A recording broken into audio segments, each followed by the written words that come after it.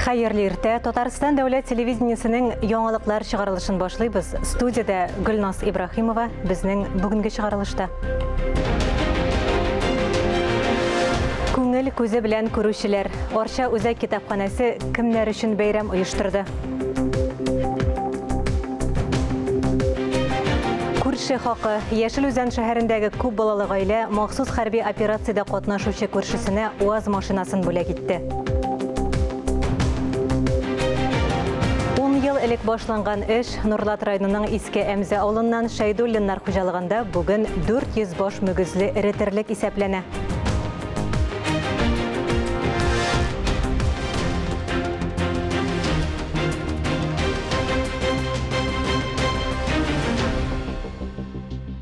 Чыгарылышыбызны һава торышыннан башлыйбыз. Бүген 13 ноябрьдә урыны белән кыска вакытлы яңгыр, кар явуы ихтимал. Көньяк-көнбатыштан каты җил. Төнлә һәм иртән юлларда бозлавык булуы мөмкин. Көндез һава температурасы урыны белән 6 градуска кадәр җылыта. Магнит кыры тотрыксыз булыр дип фаразлана. Бу көннәрдә Бөтендөнья Татар конгрессы Татарстан Республикасы Мәгариф һәм фән министрлыгы белән берлектә Казанда 1-нче Бөтен Россия туган тел форумы үткәрелә. Ул тәрбия, белем, тел шигары астында уза.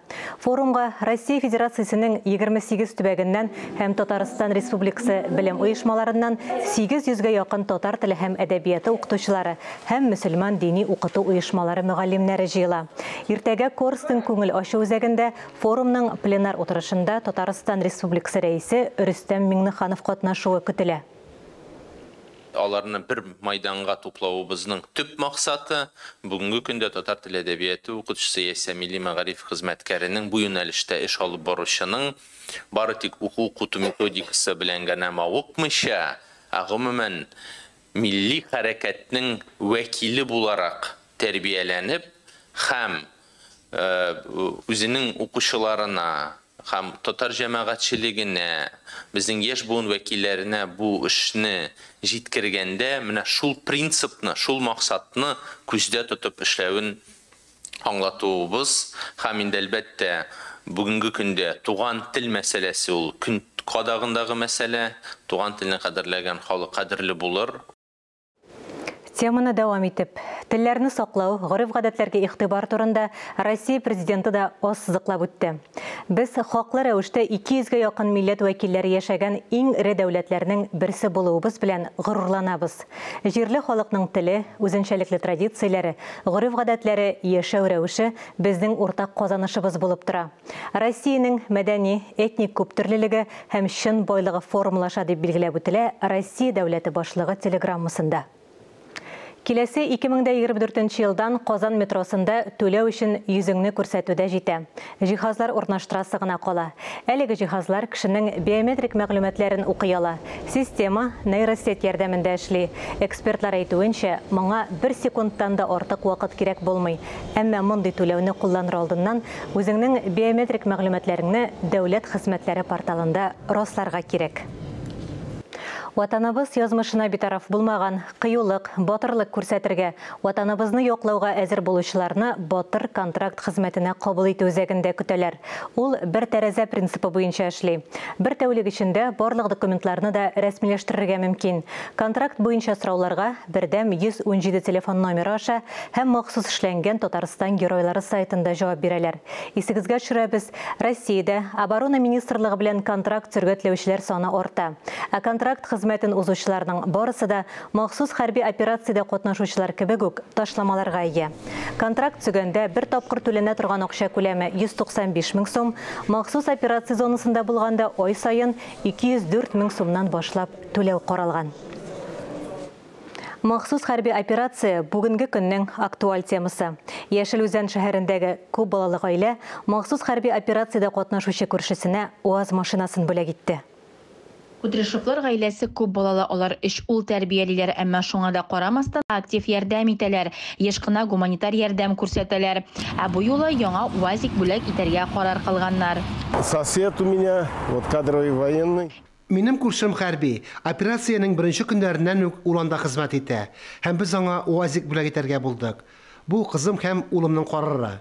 Башка машинанда ярарсыз минемчә. Машина кирәк, артык булмаячак. Кудряшовлар нәселендә хәрбиләр бар, шуңа күрә дә хәрби операция зонасында барган вакыйгалар гаиләнең һәр әгъзасы өчен якын. Мы гордимся нашими бойцами и Хәзер авыр шәрбет, хәрби операция. Гаиләм әнибез, аның абысы без бүләк асырга телибез. Җиңүгә үз өлешебезне кертәсе иде. Ир белән хатын очрашуга килә алмый, әмма әтиләре Валерий һәм 3 оны горурлык белән алгы сызыкта бик кирәкле машина ачкычларын тапшыра. Контракт буенча Алтай краенда хезмәт итә, махсус хәрби операция башлангач Чернигов өлкәсенә алгы сызыкка китә. Җегетләргә шалтыраттым, алар бик шатланды. Транспортны көтәләр. Хәрбиләрне йөртү өчен ул бик яхшы машина. Ты катался когда-нибудь на УАЗике-то? Ну да. На вездеходе. УАЗик ул шундагы шартларда йөри торган машина, әлбәттә, бик кирәк.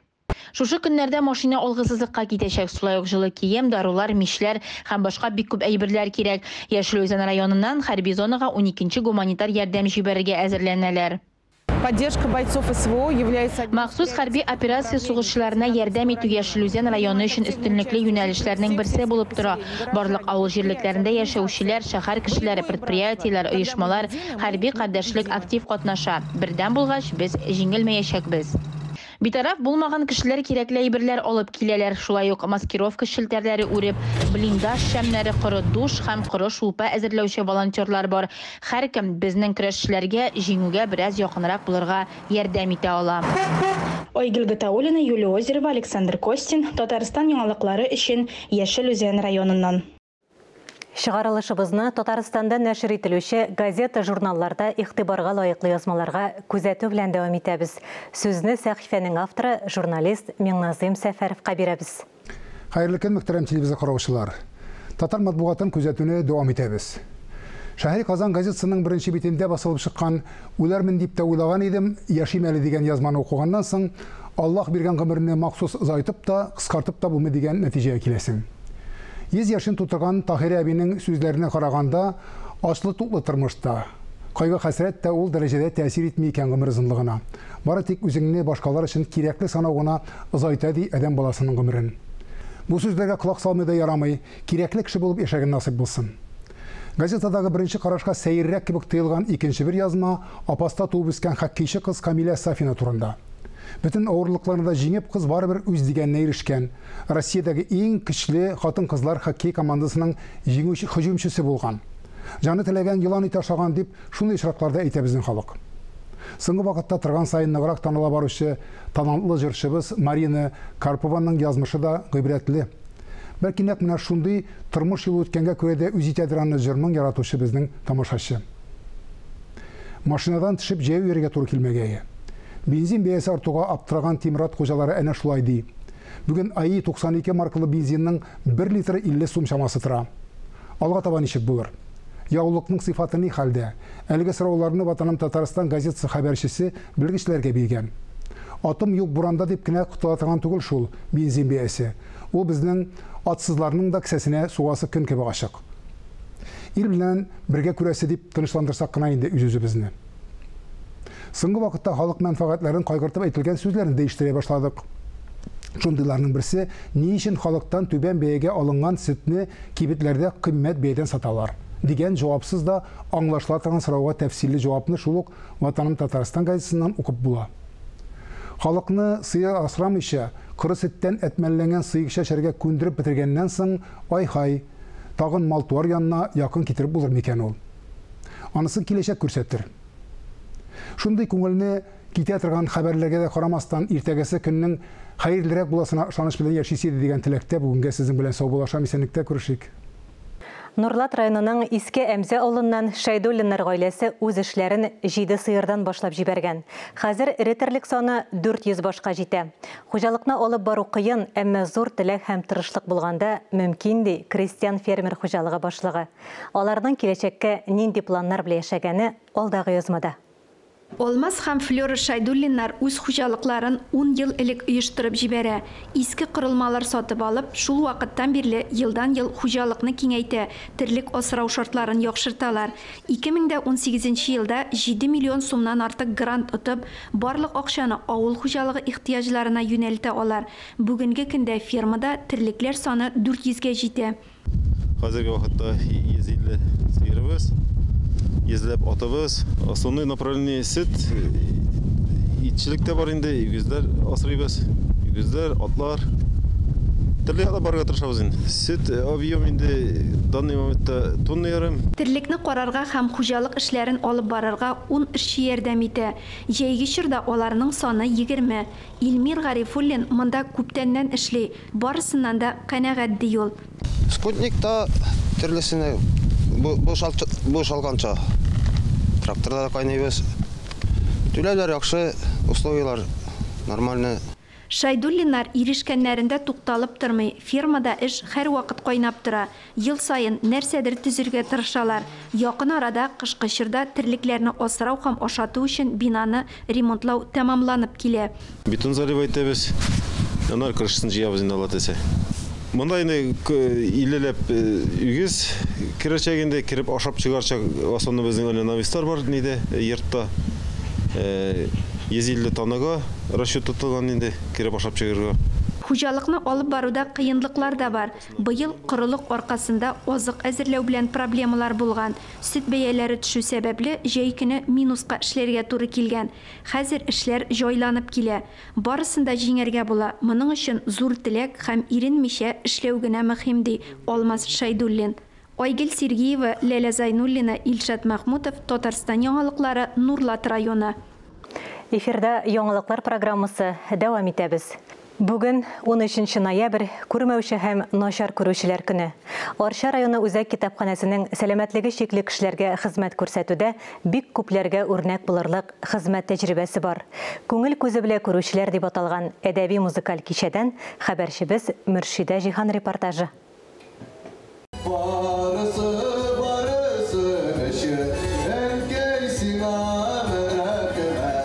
Адым-адым юл булыр дигән борынгылар. Әнисенә мәдхия җырлаучы Дима да адым-адым атлап сәхнәгә үк менгән. Инде төшәргә исәбе юк.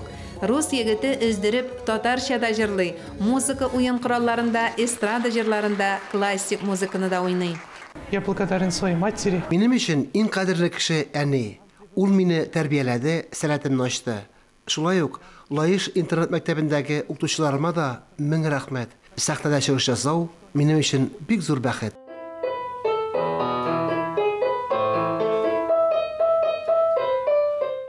Сәламәт балаларның да рәхмәтен сирәк ишеткән заманда Диманың әле шуп утау кебек көндәлек эш башкаруларын да белгәч, гаҗәпләнми мөмкин түгел. Бүгенге очрашу кичәсенә килгән күрмәүчеләрнең барысы да әнә шундый сәләтле, нык ихтиярлы кешеләр. Ярым сукыр булып дөньяга килгәнмен. Бик кичкенә вакытта даже минем сукыр икәнлегемне бар укытучы әнием генә аңлаган, әйтә дә белмәгәнмен. Үземнең начар күрүем турында ярым сукыр икәнемне ул укытучы булгач беренче партага утыртып карап, шуннан соң инде аның күрмәгәнемне аңлап, эшмә бузлы су китереп сипкәтләр дип гән шикелле дип әйтте әнием. Гомер буе хастаханә юлын таптаган китапханәче Әлфия ханым бары тик 52 яшендә генә күрә башлый. Кичәдә чыгыш ясаганда да ул күз табибы профессор Җәүдәт Камаловка алтын куллы булуы өчен рәхмәтләрен ирештерде. Очрашуда катнашучылар барысы да иң әввәл үзләре белән таныштырып, иң яраткан шөгыльләре белән уртаклашты. Раббим Аллаһтыр минем, динем исламдыр минем. Арча районының үзәкләштерелгән китапханәсе сукырлар һәм начар күрүчеләр өчен республика күләм махсус китапханә белән тыгыз элемтәдә эшли. Әлеге чараны да берлектә оештырганнар. Безнең библиотеканың 6 филиаллары бар и библиотечный пунктлар бар. Без һәр филиалларда үткәрәбез мероприятиеләр, үзебездә дә бик күп оештырабыз. Балалар белән дә үткәрәбез. Район ара сукырлар җәмгыяте Арчадан тыш Балташ, Биектау, Әтнә районнарында яшәүчеләрне дә берләштерә.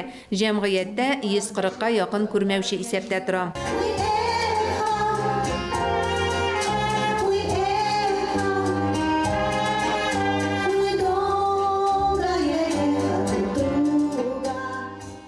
Җитәкчеләре Зөфәр Зарипов әйтүенчә, очрашуның төп максаты яшьләргә язмыш сынауларына бирешмәскә өйрәтү. Бу безнең яшьләребезгә күрсәтү, менә безнең дөньяда шушындай мөмкинчекләре чикле кешеләр дә яшәргә тырышалар, алар яшәргә омтылалар, менә шулардан үрнәк алагыз дип күрсәтеп килгән шушы. Шул максаттан күрмәүчеләр белән очрашуда 122-нче училище студентлары катнашты. Ә берничәсе күрмәүчеләр белән бергәләп сәламләшү биремен үтәде. Уртак язмышка дучар булучылар арасында язучы Гөлсинә Галимуллинаны «Мәңгелек ярату» китабын язарга этәргән Ранил Гыйльванов та бар. 2 институт тамамлап юрист булып эшләүче Ранил кешеләргә яхшылык эшләп яшәргә кирәк ди. Тормышта үз урынымны таба алдым дип уйлыйм. Аллаһның рәхмәте белән икенче белем итеп тишен юридик факультетым бетергән насип булды. Бүгенге көндә Балтач районында юрист булып эшләп киләм. 2012 елның 2 апрелендә беренче көн эшкә чыкканым, менә 11 ел стаж булды инде. Аллаһка шөкер, халык килеп тора. Кешегә ярдәм итә алгач, бу дөньяда, бу тормышта үзенне кирәкле дип хис итәсен. Матур итеп беткән кичәдә тарихка сәяхәт тә ясап алынды. Беренче тапкыр 2007 елда Әлфия Галимова Арча үзәкләштерелгән китапханәсендә күрмәүчеләр һәм начар күрүчеләр өчен уку почмагы ачып җибәргән. Хәзер аларның Braille системасында басылганнары да, аудио китаплары да шактый.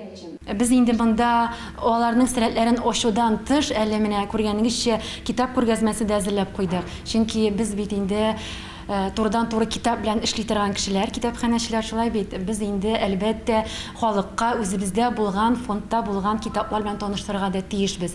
Һәм без тематик китапларны әзерләп куеп, менә шушында килгән кешеләргә аңлатып, сөйләп, һәм дә һаман да шул китап укуга тартуның бер сәбәбе булып тора шушы бәйрәм. Гөлнара Хөсәенованың уйнавын видеога яздырып алганнар.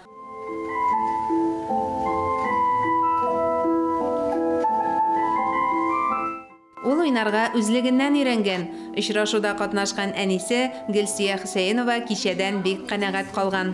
Бик тә ошады, бик матур, бик тәҗрибәле, бик нәрсә дип әйтим инде. Менә действительно шундый кешеләргә кулын аска төшерергә түгел, омтылырга кирәк. Ни кызганыч, безнең арабызда табигатьнең язгы уянуын, кышкы салкын иртәдә генә була торган аяз күкнең гүзәллеген генә түгел, хәтта көзгедән үзенең сурәтен күрүдән дә мәхрүм булган кешеләр бар. Алар өчен дөнья тавышлардан гына тора, ә көннәр дөм караңгылыкта уза.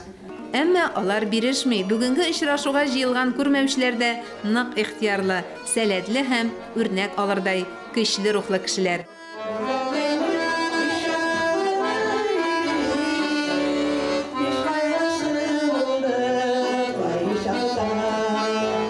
Мөршидә Җиһан, Альберт Сафиуллин, Татарстан яңалыклары өчен махсус Арча районыннан.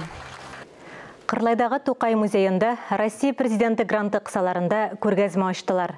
Татарстанның Арча районындагы Габдулла Тукай дәүләт әдәби мемориаль музей комплексында күн мозаика сәнгате күргәзмәсен һәм Россия президенты грантын гамәлгә ашыру кысаларында мастер-класслар сериясын ачу чарасы узды. Күн мозаика сәнгате күргәзмәсе экспозициясенең нигезен Татарстанның халык рәссамы Габдулла Тукай исемендәге дәүләт премиясе лауреаты Наилә Кумысникова эшләре тәшкил итә. Күргәзмәдә барлыгы 70ләп экспонат тәкъдим ителгән. Күн паннолар, сумкалар, копчыклар, мендәрләр, итекләр, аяк киемнәре. Экспонатларның кайберләре узган гасырның 80нче елларында Арча милли аяк киеме фабрикасында тегелгән. Күн мозаика сәнгате күргәзмәсе Тукай музейында 2024 елның февраль ахырына кадәр эшләячәк. Чыгарылышыбызны мәдәни тормыш сәхифәсе белән дәвам итәбез. Игътибарыгызга бу атнада узачак чаралар афишасын тәкъдим итәбез. Хәерле иртә, эфирдә мәдәни тормыш сәхифәсе сезнең белән мин Динә Нишметдинова. Кызның соңгы аена да аяк бастык. Ноябрь аенда нинди чаралар һәм спектакльләр көтелә? Әйдәгез бергәләп барлык. Шәрык клубында Камал театры оркестрының бердәм дөнья телендә дип исемләнгән концерты булуы көтелә. Чарада Илмир Низамов, Алсу Сыңгатова һәм тагын бик күп яшь композиторларның музыкаль әсәрләре яңгыраячак. 14 ноябрдан башлап 19 ноябрга кадәр Галиаскар Камал театры сәхнәсендә Мәҗит Гафури исемендәге башкорт драма театры артистлары атна дәвамында сезне төрле спектакльләр белән сөендерәчәк. Мәсәлән, 14 ноябрь көнне Синсез килгән язлар, 15 ноябрьдә Җизнәкәй, Эзләдем бәгърем сине спектакльләре булу көтелә. Кәрим Тинчурин исемендәге Татар дәүләт драма һәм комедия театры Татарстан Республикасында балалар һәм яшүсмерләр өчен татар теле, сәхнә теле дип аталган кызыклы һәм үзенчәлекле спектакль дәрес тәкъдим итә. Спектакльгә билетны Пушкин картасы ярдәмендә сатып алырга мөмкин. Кәрим Тинчурин театрында Кияу урлау спектакле. Кайчандыр ике дус Азват белән Садрый туганлашырга уйлыйлар. Әгәр беребездә кыз, икенчебездә малай туса, иләндерәбез дип ант әйтешәләр. Ләкин икесенең дә малай туа, шулай итеп ант онытыла. Әмма үләренә 3 көн кала Азват бабай күптәнге антны исенә төшерә. Дәвамын спектакльне карап белерсез. Музейлар турында кыскача. Бакый Урманчы музеена килүчеләрне күп кырлы иҗат әсәрләре көтә. Биредә күренекле сынчы сәнгате белән якынрак танышырга мөмкин. Музейның беренче катында рәсем сәнгатенә кагылышлы картиналар, мәрмәр бюстлар урнаштырылган. Габдулла Тукай бүлмәсе дә аерым бер әһәмияткә ия. Биредә Тукай бюсты Шүрәле әкиятенә кагылышлы графика тамашачы игътибарын җәлеп итә. 3нче бүлмә татар шагыйрьләренә багышланган. Фатих Әмирхан, Нәкый Исәнбәт һәм тагын бик күп күренекле шәхесләрнең сыннарын күрергә мөмкин. Габдулла Тукай музеена чакырып калабыз. Музей 1986 елда ишекләрен ача. Казанның иске татар бистәсенең иң матур биналарының берсендә урнашкан. Экспозиция Тукайның тормыш юлын һәм иҗатын чагылдыра. Биредә бик шәхеснең Петербургта сатып алынган карандаш өчен металл стаканын, фотографияларын, газета, журналларын күрергә мөмкин.